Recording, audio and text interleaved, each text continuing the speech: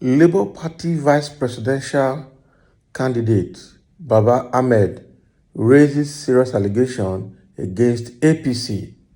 Wow. Dr. Yusuf Datti-Ahmed raises allegation against APC. Let's see what the allegation is about. Dr. Yusuf Datti-Ahmed lambasted APC over orchestrated attempts to denigrate Peter Obi of Labour Party. He claimed Asiwaju Ahmed Tinubu and his People's Democratic Party counterpart Atiku Abubakar have used campaign to spread falsehood about Obi. Going further, he also expressed sadness over the increasing spate of attacks on party supporters nationwide. Datti-Ahmed, the vice presidential candidate of the Labour Party, has accused opposition parties of promoting falsehood. According to him, the ruling All Progressive Congress (APC) is focusing its 2023 campaign strategy on promoting falsehood against Peter Obi. Datti-Ahmed made this allegation on Thursday at a Labour Party press conference held in Abuja. He pointed that one of the false narratives recently being spread nationwide is that Peter Obi is against the production of oil in the north. Going further, he blasted Bola Tinubu for saying it is disgrace to mention Obi's name in his presence. He also decried certain offensive comments made by the People's Democratic Party (PDP) presidential candidate Atiku Abubakar. Datti-Ahmed lamented attacks on the Labour Party offices nationwide and also the recent killing of a woman leader in Kaduna, Victoria Chintex. The statements goes as follows: Ladies and gentlemen of the press, I am glad to welcome you to this press conference, which is informed by the need to set records straight and highlight some incremental challenges to the signed peace accord. Peter Obi is a successful businessman, a two-term governor, vice presidential candidate in 2019, who subsequently moved to Labour Party, where he is now the presidential candidate, enjoying tremendous goodwill and overwhelming support of the people. In the squabble for second and third positions, some erstwhile major political parties appear to have crossed the boundaries of decency to transgress our peaceful activities and our focus on political schedules. On the 29th September 2022, an eminent group of statesmen under the aegis of the National Peace Committee brought together all the presidential candidates to sign a peace accord, which represents an agreement code of conduct for the 2023 presidential elections. Ladies and gentlemen of the press, it is unfortunate that despite the noble objectives of this initiative, disinformation and misinformation about the Labour Party and its candidates have become fashionable in this election season. Recently, for example, there was a false narrative being spread nationwide that Mr. Peter Obi is against the production of oil in the north. Nothing could be further from the truth than that. Peter Obi has repeatedly stated at various local and international fora the greatest physical asset of Nigeria is the vast rich land in the north, and declared his commitment as a visionary transformative leader to exploit same for the overwhelming benefit of Nigerian people.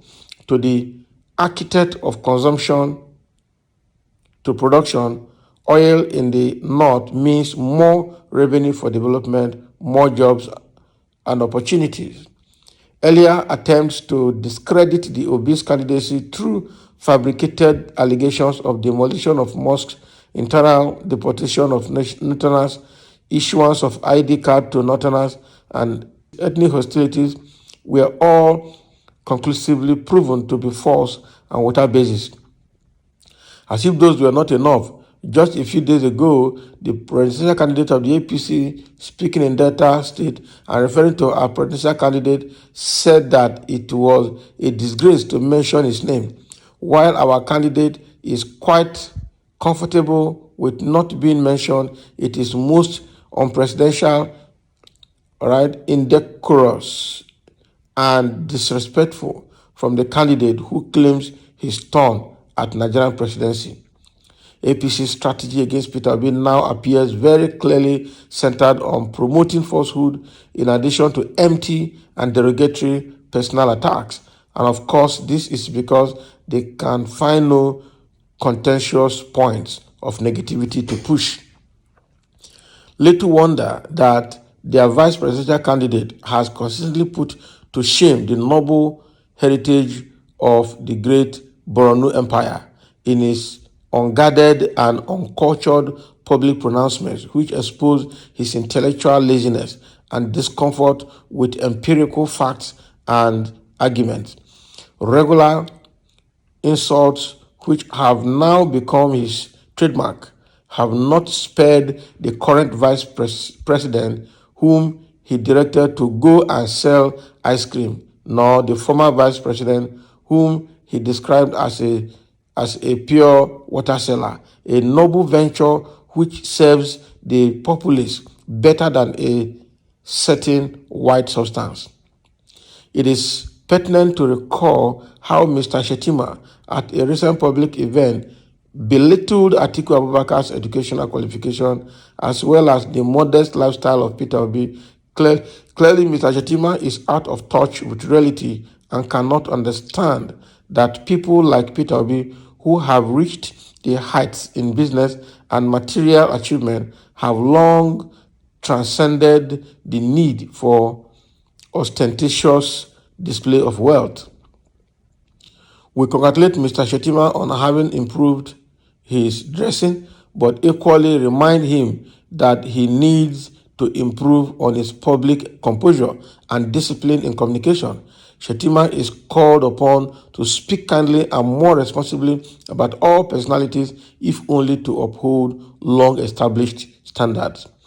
We cannot also forget his disposition and uncooperative attitude when hundreds of schoolgirls were abducted under his watch as governor in 2014, where he did little to secure them in the first place or facilitate their rapid rescue. A governor under whom education was sustained as forbidden. The substances of his emergence as a candidate in 2011 leaves yet many questions unanswered. Others are not left out. It is important to underline that oaths of office do not expire with tenure, and hence the comment that the northern electorate do not need a Yoruba or Igbo leader is greatly at variance with the oaths of office taken in 1999 and 2003 respectively, and the Peace Accord of 2022. This is to call upon the owner of the statement to respectfully retract same in order to be readmitted to the honor of list of esteemed presidential candidates. Truth of the matter is that every Nigerian from anywhere needs a credible and competent president. Simple. Going beyond the comments of candidates, it is important to further highlight some other developments of concern to us in the Labour Party. We are concerned about the fate of areas designated by security agencies as ungoverned spaces which contain legally delineated polling units. It is necessary for INEC to clearly address the nation on how it intends to handle the challenge of conducting elections in these areas. Over the past few months, we have witnessed various attacks on Labour Party offices, meetings, and our members in parts of the country. And even INEC offices have not been spared. Just a couple of days ago, Mrs. Victoria Chintex, our vibrant and able woman leader in the Kaura local government of Kaduna State, was assassinated while members of her family escaped with injuries. Senseless killings have gone on for too long. We call on government within time left to at least make attempts at fulfilling its 2015 promise of securing lives and property. Why serving justice to the killers? Kindly therefore join me in observing a moment of silence in remembrance of her and indeed all victims all over the country. We are alarmed by the reported arrest, battery, and detention of Aminu Mohammed, a final year student of the Federal University, Duse, over an alleged social media post about the person of the First Lady. While, as we have presented earlier in this address, we will never as a party condone indecorous speech and disrespect to elders, we wish to remind the Buhari State House that the road to power on the personal designation of their opponents and empty promises without slightest clues of good governance.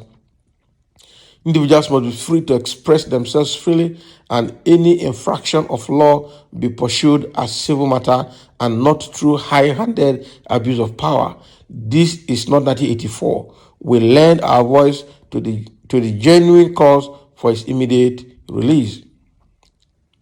We have so far endured the aforementioned and have taken remedial actions where necessary, and where not, we simply ignored civility and respect of law must not be read by misguided elements as signs of weakness or on our part. It is not too late to adopt our style of strictly campaigning on relevant practical national issues while respecting individuals and institutions.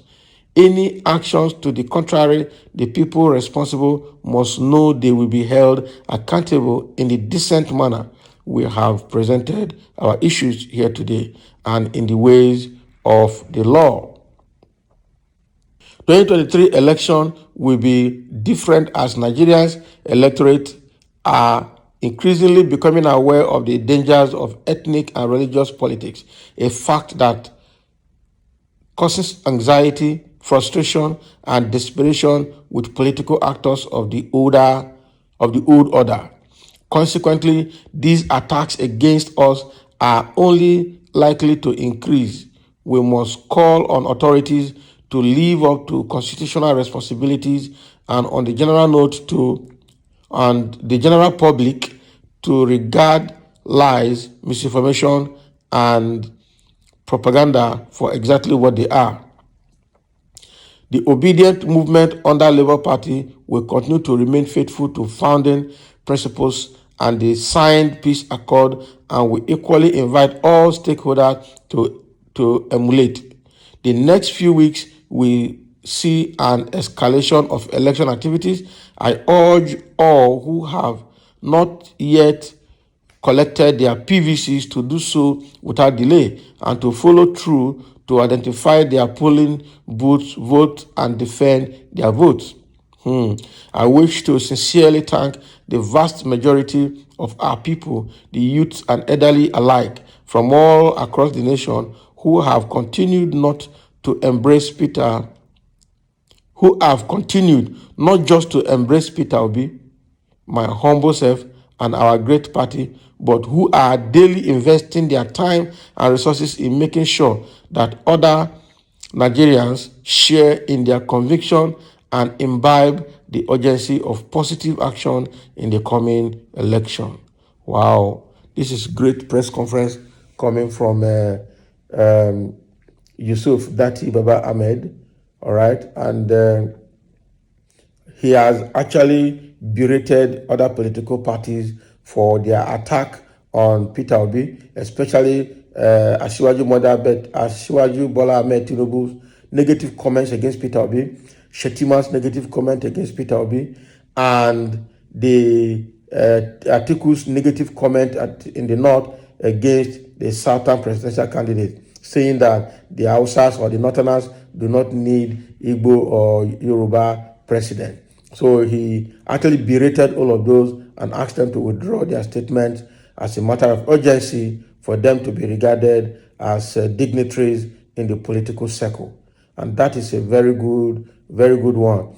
So the man has cleverly, that is Baba Ahmed now, cleverly presented their issues they're having, which actually negates the peace accord that all political parties signed with the National Peace Committee to ensure that election is conducted in a peaceful manner.